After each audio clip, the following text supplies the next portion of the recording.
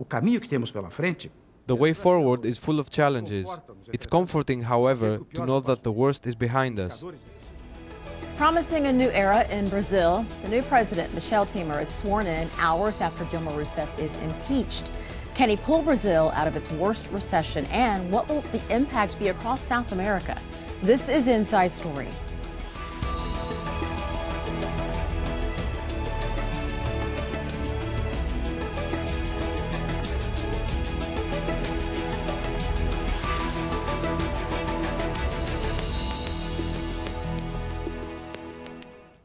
Hello and welcome to the program. I'm Richel, Carey. She has never lost an election. Dilma Rousseff has lost the biggest battle of her political career. Brazil's first female president fought for months to prevent her impeachment, and she failed. 3/4 of the Senate voted her out despite her pleas of innocence. She's been accused of manipulating government statistics to win re-election. Rousseff says she's the victim of a parliamentary coup and has already appealed the decision to the Supreme Court. They think they've beaten us, but they are mistaken. I know we are all going to fight. Against them will be the firmest, most tireless and energetic opposition that a coup government can face. Thousands of Brazilians have protested against the impeachment of President Dilma Rousseff. Protests in Sao Paulo turned violent after Michel Temer was sworn in as Brazil's new leader. Police used stun grenades and tear gas across the crowd. Another rally was held in Rio de Janeiro in support of Rousseff, but Rousseff's replacement, Michel Temer, has already assumed duties as president and is on his way to China to attend the G20 summit. He has promised to bring Brazil's ailing economy back on track. O caminho que temos pela frente. The way forward is full of challenges. It's comforting, however, to know that the worst is behind us. Economic indicators show a renewed confidence in the country. Our mission is to show entrepreneurs and investors from the entire world our willingness to make good deals that will bring jobs to Brazil. Time now to bring in our guests. In Rio de Janeiro, Rodrigo Nunes, political analyst at the Pontifical Catholic University of Rio de Janeiro. In New Orleans, Shannon, freelance journalist for NPR, Washington Post, and Forbes. And in Washington, D.C., Paulo, Sotero, director of the Brazil Institute at the Woodrow Wilson Center. Welcome to all of you. Rodrigo, I'm going to start with you. So Dilma Rousseff has appealed this decision to the Supreme Court. Do you support that? Well, I think she has a right to appeal to the Supreme Court. I think it's highly doubtful that the Supreme Court would intervene at this point because it would be seen as interfering with a parliamentary decision, and it would cause a major institutional crisis, an even bigger institutional crisis than the one we already have. But I think the very fact that the big surprise decision yesterday that she would lose her mandate but retain her political rights indicates that several of her former allies in Parliament who have turned on her recognize that ultimately it wasn't a crime of responsibility that was being discussed. It was as if people were telling her, look, Dilma, it wasn't anything personal. You can retain your political rights. We just needed to get rid of you. All right. We're going to come back to actually one of those points you just made. But Shannon, I saw you nodding as well that you agree with Rodrigo's assessment of this appeal to the Supreme Court. I mean, she should definitely, like any defendant, she should definitely carry out all of her legal options until they're extinguished. I do agree that the possibility of the Supreme Court overturning this ruling is improbable. Because Brazil is at a really fragile moment right now. I mean, both parties would say that. So you have a president, an interim president who's now become president, but he wasn't elected. You have the elected president being tossed out. And then you have the Senate sending mixed messages, as Rodrigo said, where you have the Senate saying, no, we don't want her as president anymore, but no, she didn't do anything so bad that she can't run again for president in the future. So all of this is sending a lot of mixed messages. There's a lot of cognitive dissonance going on in Brazil right now, and so that's correct that the Supreme Court is unlikely to overturn this. Paulo, there's an article in the New York Times that reads this way. It was a verdict on her leadership and the slipping fortunes of Latin America's largest country, which those two things aren't necessarily the same, her leadership and the slipping fortunes of Latin America, of Brazil. But do you agree with that? Well, I think that there was a problem at the very end of the process in this decision that apparently was put together behind the scenes over the last 14 days to separate the act of removing the president from the punishment, which is in the same article of the Constitution, Article 52, determines that the president that loses the mandate for committing crimes of responsibility, 61 senators decided that she did so, automatically loses her political rights. By separating those two things, the senators committed or made an unconstitutional decision. This is why I would disagree with my colleagues participating in this panel about the possibility of the Supreme Court overruling this. They could cancel the second vote. It would be obviously complicated, but the Dean of the Supreme Court, speaking yesterday, published reports this morning saying that those two decisions cannot be made one apart from the other. If you found the president guilty of a crime of responsibility, you have to punish. The punishment is in the same article. You cannot separate. So what this has done immediately was to complicate matters for Mr. Temer by dividing his base. Two of the parties of the base disagree with that, said that they would appeal. Now the appeal, ironically, the appeal that President Dilma Rousseff or former President Dilma Rousseff will send to Congress, to the Supreme Court, may be the way that the Supreme Court will use to correct the unconstitutional aspect of the decision of the Senate. So is it possible that they could admonish the legislators for doing this, but not necessarily undo what they did? Is that possible, Paulo? I think it's possible that they can just decide that the second vote was unconstitutional. That will open a can of worms. They may even go further and decide to ask the Senate to vote again in the way that the Constitution tells they should vote. It's one decision. If you find the president guilty of crimes of responsibility, she will lose her political rights. There are no possibility of dividing this according to experts, and one of them being the Dean of the Brazilian Supreme Court. Rodrigo, why do you think this happened to Dilma Rousseff? Well, that's the big question. I mean, on the one hand, the question, this decision to separate the two votes was one institutional improvisation on top of a process that was ridden with institutional improvisations. And with politics. And what does this mean? Sorry? And with politics at its core. Well, to some extent, yes. It's an implicit recognition that the actual issue wasn't a crime of responsibility. It was just the need to get rid of Dilma. But that does also, on the part of one section of PMDB, which is famously a party that's very divided, a not so subtle message to the new President Temer that he can't take their support for granted.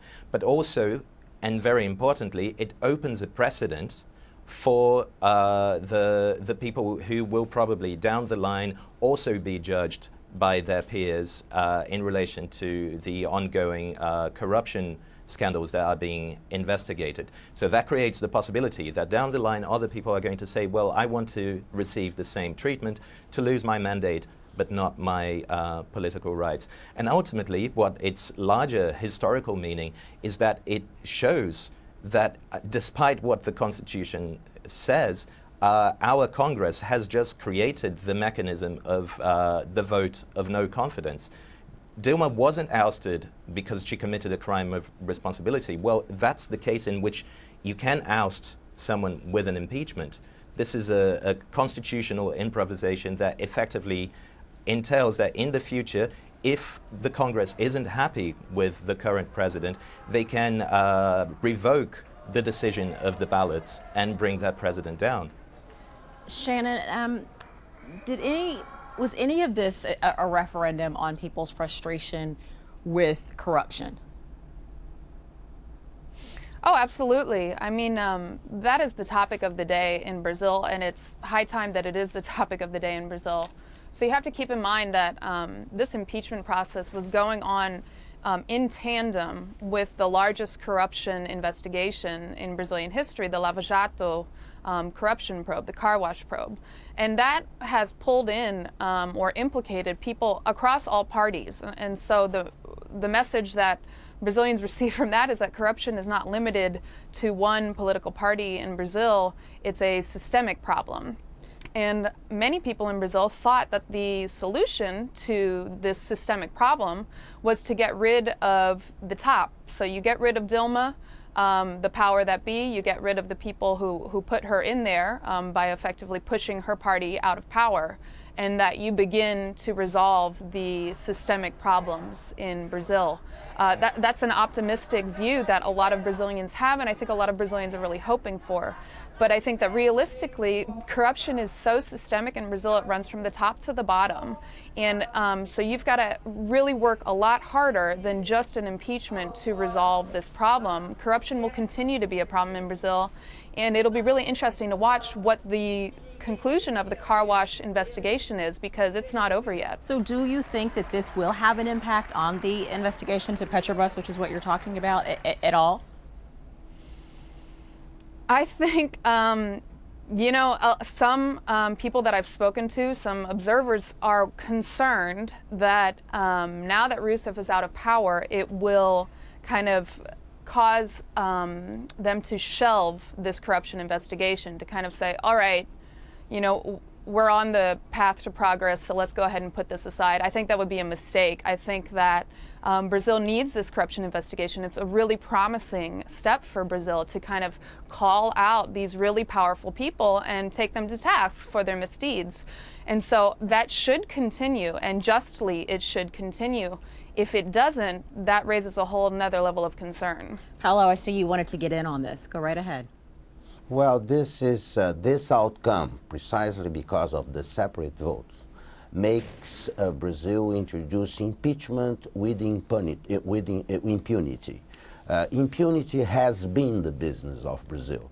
The operation, the mensalão, the scandal that precedes the scandal under President Lula, this scandal now that also started under President Lula, were seen as the opportunity for Brazil to start addressing systemic corruption in Brazil.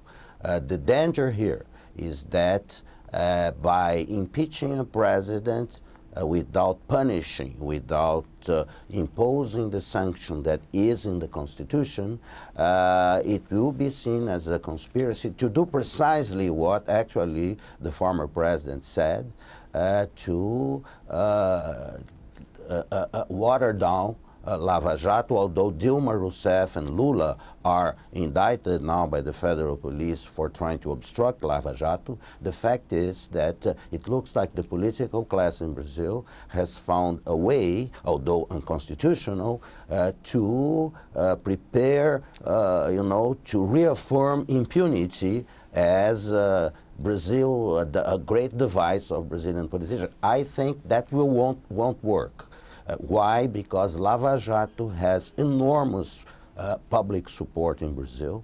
There is a demand for that it continues. I don't think that President Temer, under the current circumstances, will have the conditions of governability that he mentioned in his speech yesterday, because his base starts the process already divided about this, and the issues they have to confront to prepare the way for economic growth are very, very difficult issues. Putting a ceiling on public expenditures, reforming Social Security, privatizing state companies, reforming labor laws. Those are all separately very difficult in unpopular adjustment measures.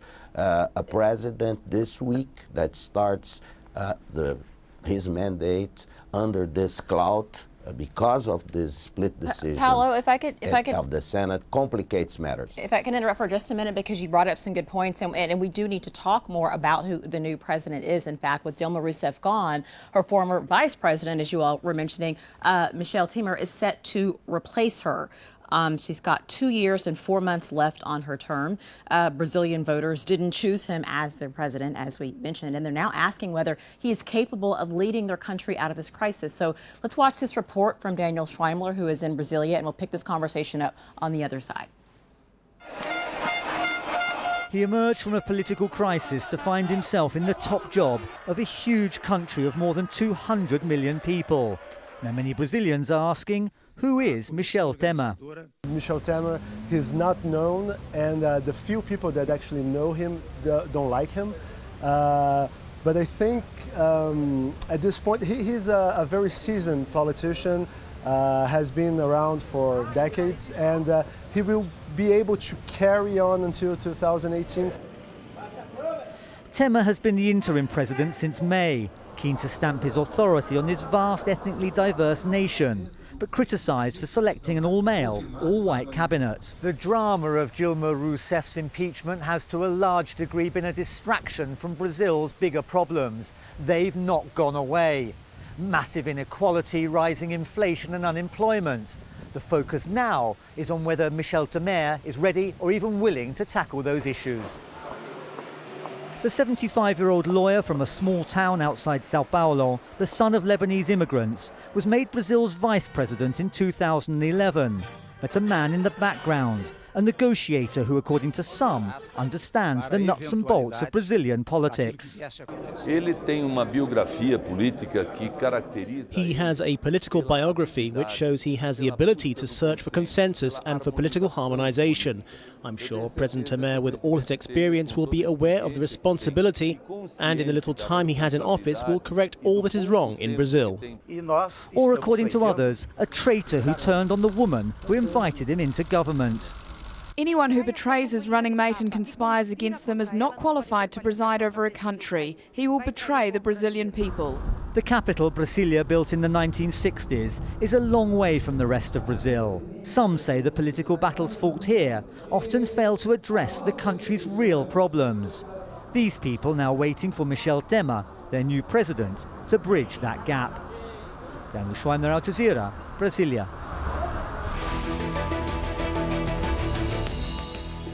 So President Michel Temer is part of the system. In fact, he's had his own legal issues with criminality as it pertains to election laws. Rodrigo, can he really be the person to pivot, to usher in change, to project stability? Well, the first thing that we need to question is the narrative according to which he's being put there to unite or save the country. In Brazil, we don't talk about having an elephant in the room, we talk about putting a goat in the room. The idea is if you bring a goat in the room, it smells really bad, everyone wants the goat out, so you can be the genius who solved the crisis you created.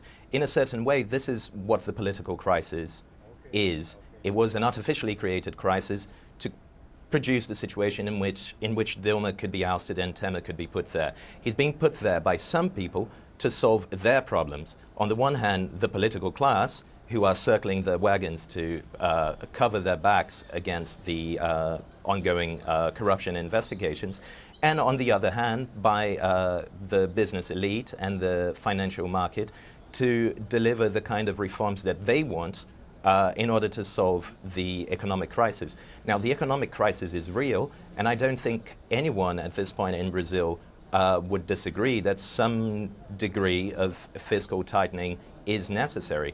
The question is who's going to pay for that? And the message coming from this government is absolutely clear. What we're going to have now is what economists call internal devaluation. So basically, the economy is supposed to start growing again through a severe devaluation of the cost of labor, So people are going to lose bargaining rights, there's going to be increased precarization, and on top of all that, on top of the very drastic reforms that they're discussing, there's the even more staggering thing, which is a 20-year cap on public investment in health, education, etc. So regardless of what happens to the GDP, regardless of what happens to demand, for 20 years, the idea is that investments in health, education, etc. wouldn't go up, which obviously down the line is the excuse for them to say, well, we have a really bad public health system or a really bad public education system, let's privatize it. So basically the political crisis took the opportunity afforded by the economic crisis to install what Naomi Klein has very aptly described as the shock doctrine, to create the situation for the application of a shock doctrine in Brazil. And that is certainly going to be very divisive, because the way he's proposing to get Brazil out of the crisis is not in everyone's interest, but only of very few people. So Shannon, let me ask you, who or what is the change agent necessary to stop the decline of Brazil's economy? What is on the line here? That's a great question. I mean, one really important thing to think about when we're thinking, what do we expect from Temer is he, just as quickly as he was inaugurated yesterday, he was on a plane to China. So he was scheduled to go to China to drum up foreign investment. And that's going to be a real priority for him, is trying to convince the rest of the world that Brazil is a safe place to invest. If you'll recall, over the past year, while this economic crisis was going on, unsurprisingly, Brazil's investment grade status was just dropping and dropping and dropping and being devalued continually. And so that has made investor confidence obviously disintegrate. And all of that is reasonable because of the political mess that Brazil has been in because of the economic crisis. And so that's going to be really key, is to basically try to convince people that Brazil is back online, back moving in the right direction, and that'll be difficult to do. All right. Paulo, we're about out of time, but I will let you have the final word on this. How optimistic are you about Brazil's future? No, I am very, very worried now about this. This process ended in a kind of a weird way. The only way to restore confidence in the Brazilian economy, in Brazilian prosperity, is precisely to face those very tough, difficult fiscal issues.